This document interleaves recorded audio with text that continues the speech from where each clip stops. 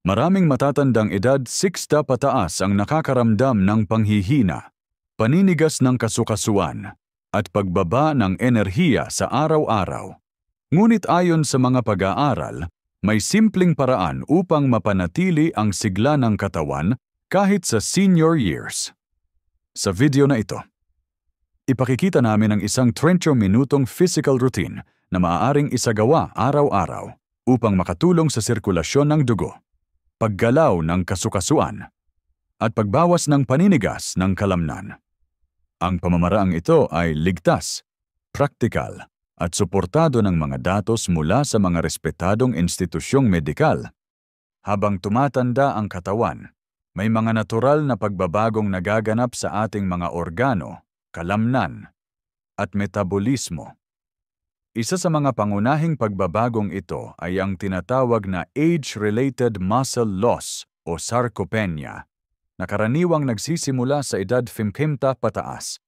Ayon sa datos mula sa National Institutes of Health NIH, maaaring mawalan ang isang individual ng humigit kumulang 3% to 8% ng muscle mass bawat dekada pagkatapos ng edad 30, at ang bilis ng pagkawala ay mas tumitindi sa edad 60 pataas NIH 2020.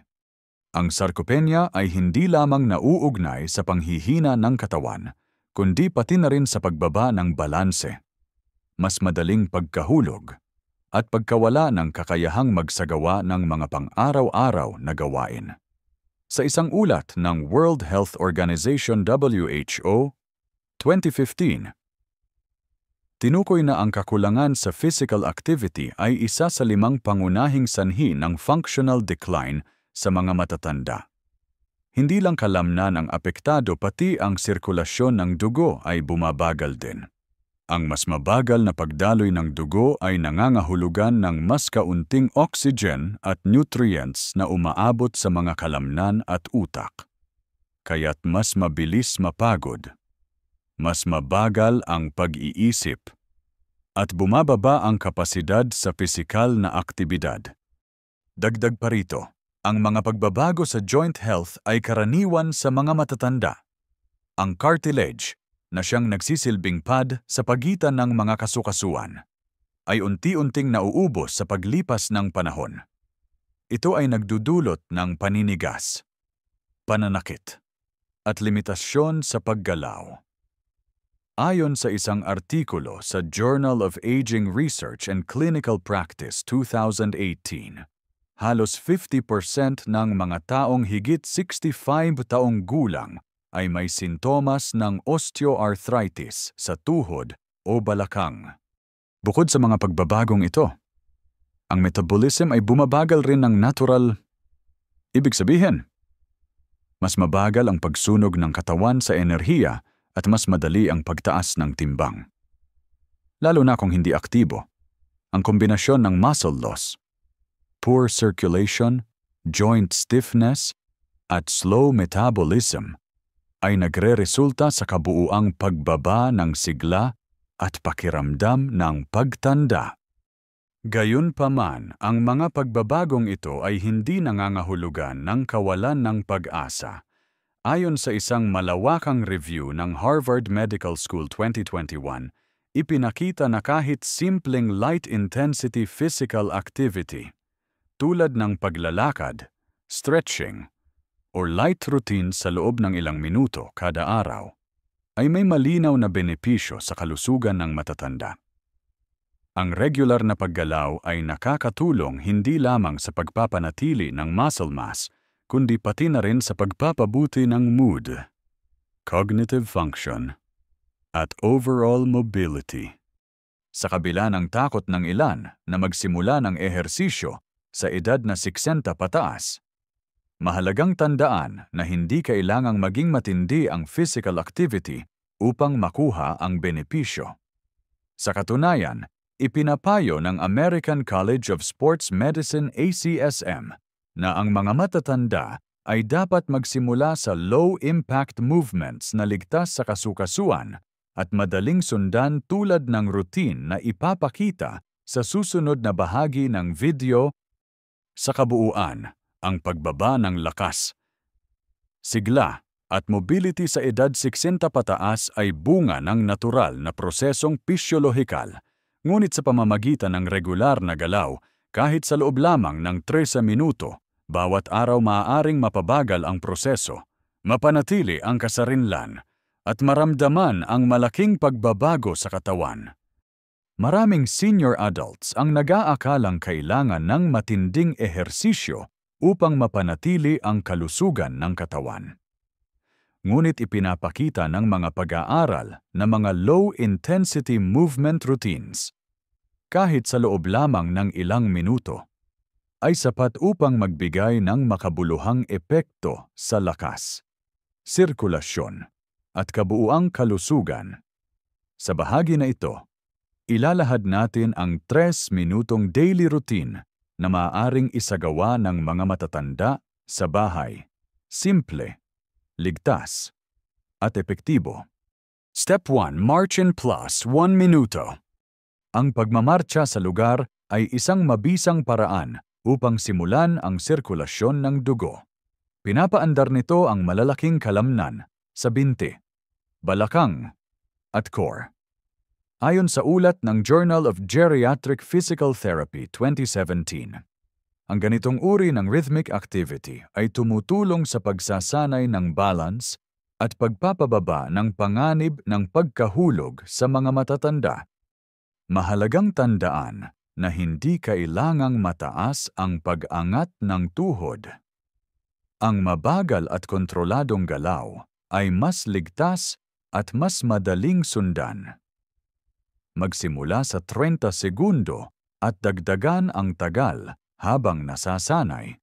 Step 2. Arm swings plus deep breathing 1 minuto. Pagkatapos ng light leg movement, kasunod ang simpleng pag-ikot o paggalaw ng mga braso habang sabay ang malalim na paghinga. Ayon sa American Lung Association 2019, ang deep breathing na sinamahan ng light upper body movement ay nakatutulong sa pagpapabuti ng oxygen exchange at respiratory muscle function na karaniwang humihina rin sa pagtanda. Ang galaw na ito ay hindi lamang nagpapagana ng mga kalamnan sa balikat at dibdib, kundi tumutulong din sa pag-relax ng nervous system. Ginagawa ito habang nakatayo o nakaupo. Depende sa kakayahan ng katawan. Step 3. Ankle raises at chair squats 1 minuto. Dandoy. Ang ikatlong minuto ay maaaring hatiin sa dalawang bahagi. Ankle raises 30 segundo. Tumayo sa likod ng upuan. Hawakan ito para sa suporta. At itaas ang sakong upang tumayo sa dulo ng mga daliri.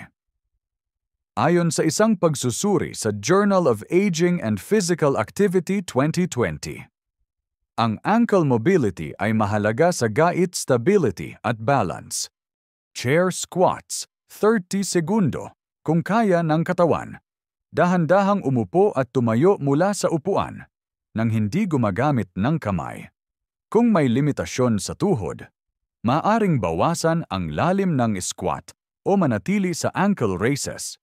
Ang functional exercise na ito ay may ebidensyang nagpapatunay ng benepisyo sa pagpapalakas ng quadriceps at core muscles, pangunahing kalamnan sa kakayahang tumayo at maglakad. Ayon sa isang clinical trial na isinagawa ng Osaka University 2021, ang mga matatanda na nagsagawa ng 3 minutong daily light routines sa loob ng 12 linggo ay nagpakita ng pagbuti sa balance, mas magandang gait speed, at pagbaba ng fatigue level kumpara sa control group na sedentary. Hindi kailangan ng espesyal na kagamitan para sa routine na ito. Isang matibay na upuan, flat na sapatos, at komportableng lugar ay sapat na.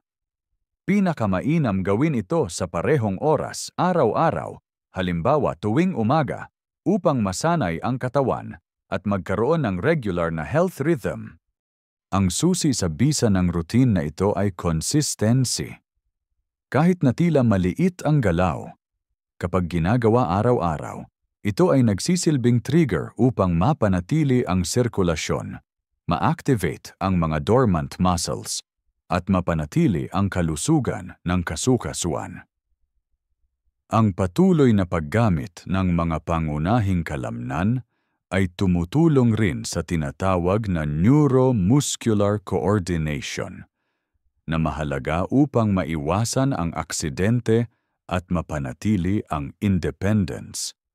Sa kabuuan, ang simpleng 30-minutong routine na ito ay hindi kapalit ng full exercise program. Ngunit ito ay isang mabisang panimula para sa mga matatandang hindi pa aktibo o may limitasyong pisikal. Sa susunod na bahagi, tatalakayin natin kung ano ang mga konkretong epekto ng routine na ito sa katawan, base sa mga pag-aaral at obserbasyong klinikal.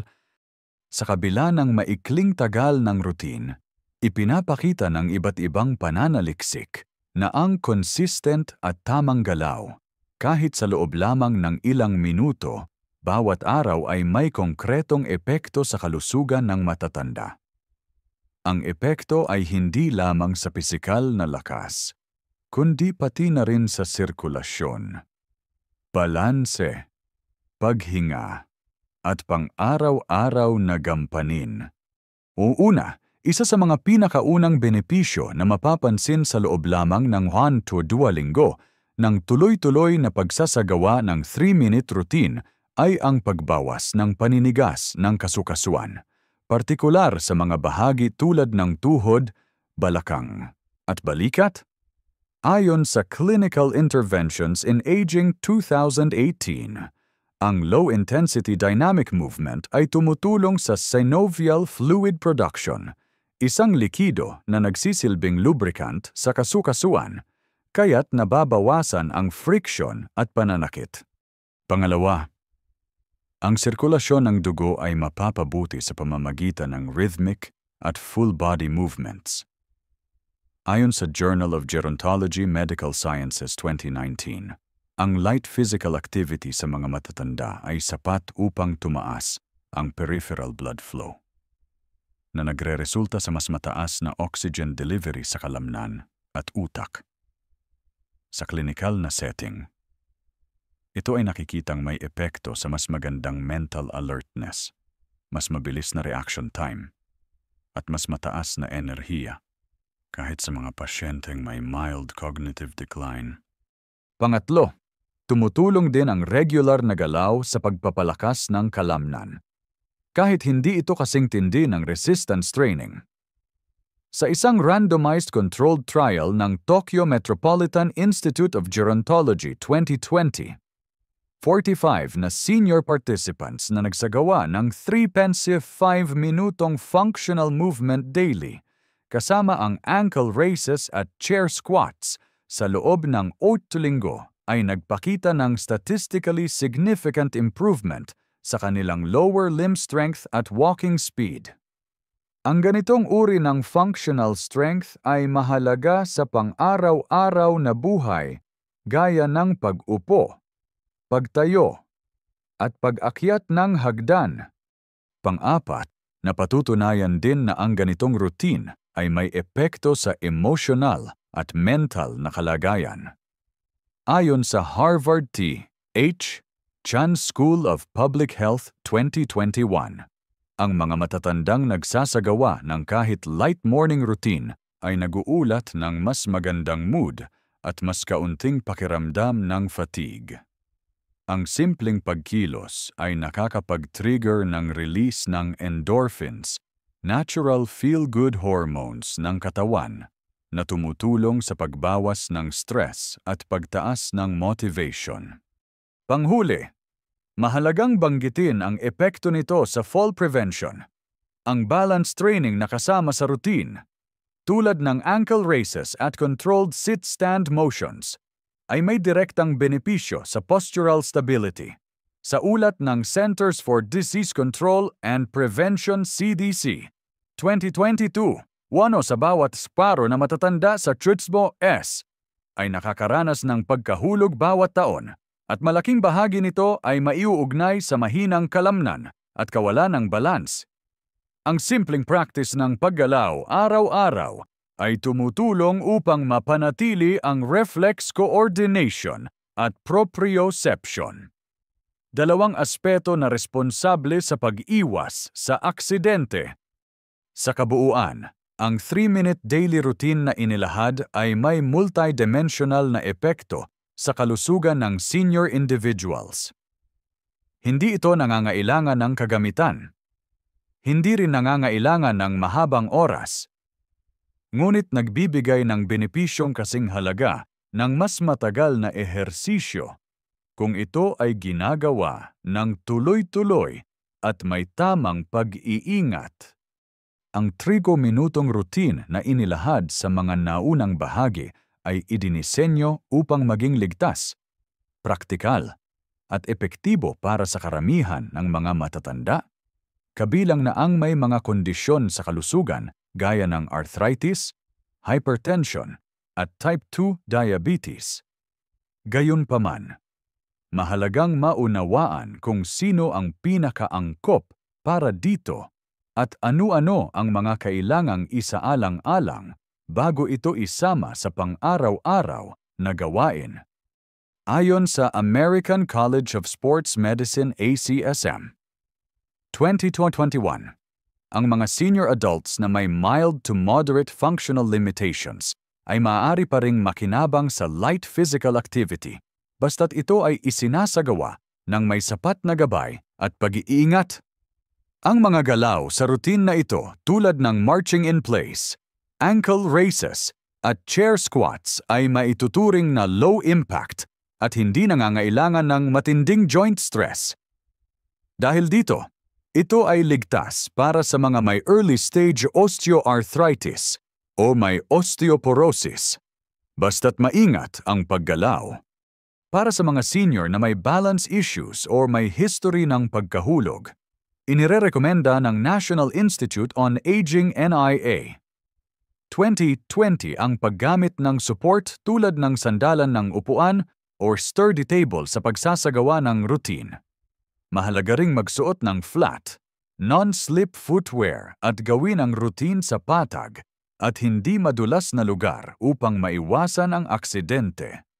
Sa kaso naman ng mga senior na may mataas na presyon ng dugo, ang mabagal at kontroladong paggalaw lalo na kapag sinabayan ng malalim at mahinahong paghinga ay maaaring makatulong sa pagpapababa ng sympathetic nervous activity. Ayon sa Hypertension Research Journal 2019, ngunit kung ang blood pressure ay hindi pa kontrolado o labis na mataas, halimbawa 180-110 mmHg, mainam na kumonsulta muna sa doktor bago simulan ang anumang physical activity. Ang mga may type 2 diabetes ay maaari ring makinabang mula sa ganitong routine. Ayon sa Diabetes Care Journal 2018, ang light-intensity movement na ginagawa tuwing umaga ay may epekto sa pagpapababa ng fasting glucose at pagpapahusay ng insulin sensitivity. Ngunit dapat bantayan ang blood sugar levels bago at pagkatapos ng aktibidad, lalo na kung umiinom ng gamot na maaaring magdulot ng hypoglycemia. Samantala, para sa mga senior na may mild cognitive impairment o early dementia, ang structured daily routines ay may benepisyong pang-neurolohikal. Ayon sa Alzheimer's Association 2021, ang simpleng ehersisyo na isinasagawa sa parehong oras araw-araw ay tumutulong sa brain rhythm stability at maaaring magpabagal ng cognitive decline sa ilang kaso. Kung kinakailangan, maaaring isagawa ang routine kasama ng tagapag-alaga upang matiyak ang kaligtasan. Gayon din, kung ang isang senior ay kasalukuyang nagre-recover mula sa sakit halimbawa, mild stroke o viral illness, ang ganitong uri ng routine ay maaaring gamitin bilang bahagi ng rehabilitative transition, basta't aprobado ng healthcare provider. Ang light mobility exercises ay makakatulong sa pagbabalik ng functional capacity habang hindi pa maaaring magsagawa ng mas mabibigat na galaw. Sa pangkalahatan, Ang 13 minutong routine ay hindi kailangang gawin ng buo agad sa mga unang araw. Maaaring hatiin ito sa 1-2 minutong segments. Depende sa kapasidad ng katawan. Ang mahalaga ay ang consistency at progresibong adaptasyon. Kapag nasanay na, maaaring dahan-dahang dagdagan ang tagal o ulitin ang routine ng 2 beses sa isang araw umaga at hapon, ayon sa kakayahan ng individual. Bilang paalala, hindi kailanman masamang ideya ang pagkonsulta sa doktor bago magsimula ng bagong physical routine, lalo na kung may kasaysayan ng sakit sa puso, stroke, o neurological conditions. Maaari ring kumonsulta sa isang physical therapist upang magabayan sa tamang postura at paggalaw. Ang simpleng 13 minutong routine na ito ay isang konkretong hakbang upang mapanatili ang lakas, balanse, at sigla ng katawan sa edad 60 pataas. Hindi kailangang mahaba, hindi kailangan ng mamahaling kagamitan, sapat na ang tuloy-tuloy at ligtas na paggalaw araw-araw upang maramdaman ang positibong epekto sa katawan at isipan. Ayon sa maraming pag-aaral, ang mga maliliit ngunit regular na aktibidad ay may kakayahang pabagalin ang pisyolohikal na pagtanda at palakasin ang kakayahang mamuhay ng may kasarinlan. Inirerekomenda naming subukan ang routine na ito araw-araw, sa parehong oras, at obserbahan ang pagbabago sa loob ng ilang linggo. Maaari ring isama ito bilang bahagi ng iyong morning o evening habit. Depende sa iyong lifestyle.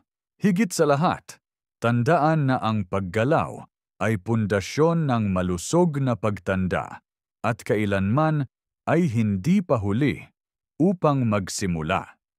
Kung kapakipakinabang sa iyo ang video na ito, huwag kalimutang i-like, mag-subscribe sa channel Radiant Health 60 Plus at i-share ito sa iyong mga kaibigan o mahal sa buhay. I-comment mo rin sa ibaba kung nasubukan mo na ang routine na ito at kung ano ang naging epekto sa iyong katawan. Nandito kami upang suportahan ang iyong healthy aging journey. Isa, ligtas, at epektibong hakbang sa bawat araw.